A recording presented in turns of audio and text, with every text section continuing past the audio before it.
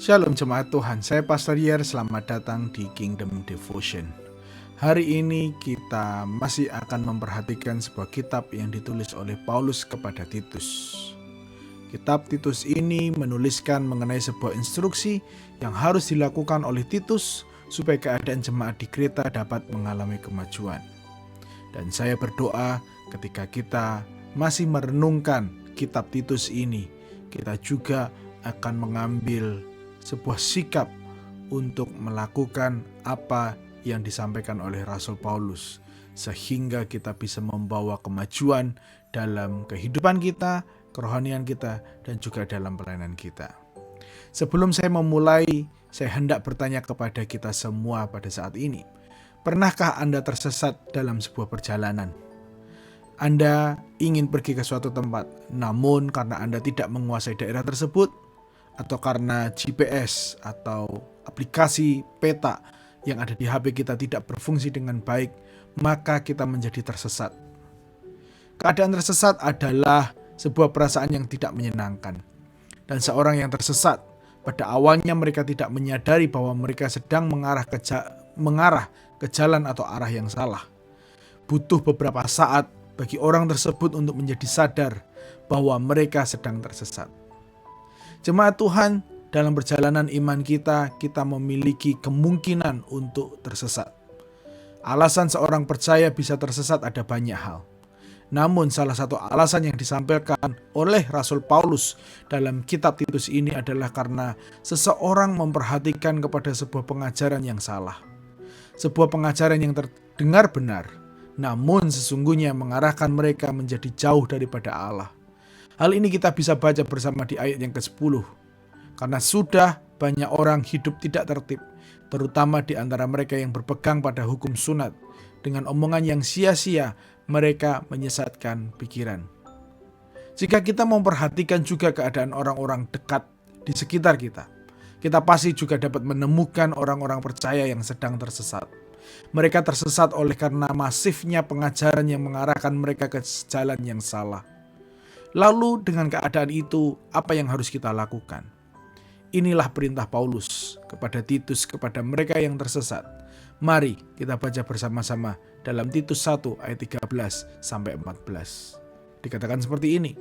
Kesaksian itu benar, karena itu tegurlah mereka dengan tegas, supaya mereka menjadi sehat dalam iman, dan tidak lagi mengindahkan dongeng-dongeng Yahudi dan hukum-hukum manusia yang berpaling dari kebenaran. Seperti yang dikatakan oleh Rasul Paulus, maka yang harus kita lakukan kepada mereka yang tersesat adalah menegur mereka.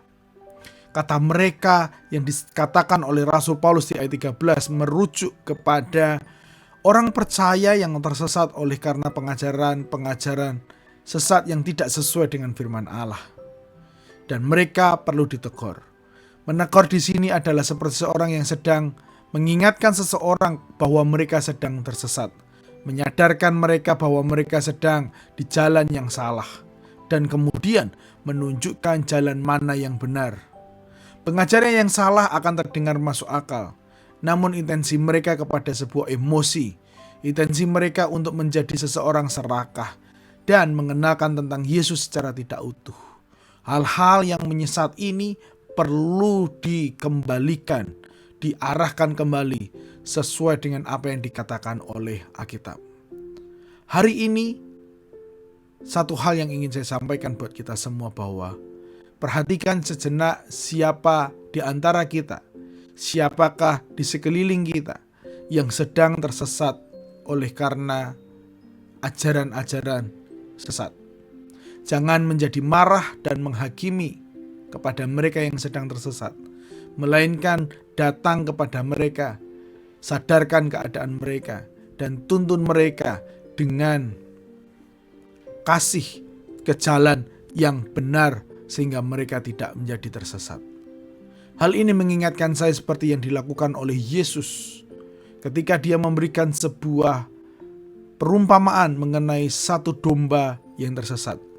Dia meninggalkan yang 99. Dia mencari sampai ketemu. Kemudian dia menaruhkan domba itu ke atas punggungnya dan kembali ke kandang, memanggil banyak orang bersuka cita atas satu domba yang tersesat. Mari kita mencari mereka yang tersesat, menegur mereka, dan membawa mereka pulang ke jalan yang benar, yaitu jalan yang sesuai dengan firman Allah. Mari kita berdoa. Bapa, kami ucap syukur pada hari ini Engkau ingatkan kami untuk menjadi peka terhadap orang-orang di sekitar kami yang sedang tersesat. Beri kami kasih, beri kami beban, beri kami sebuah dorongan untuk melakukan sesuatu kepada mereka yang ada di sekitar kami.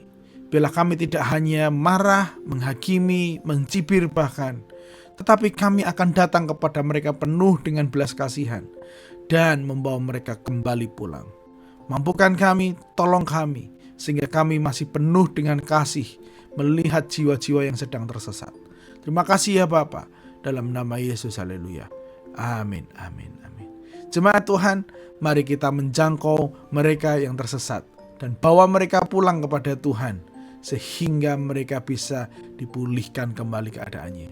Tuhan Yesus memberkati dan sampai jumpa minggu depan.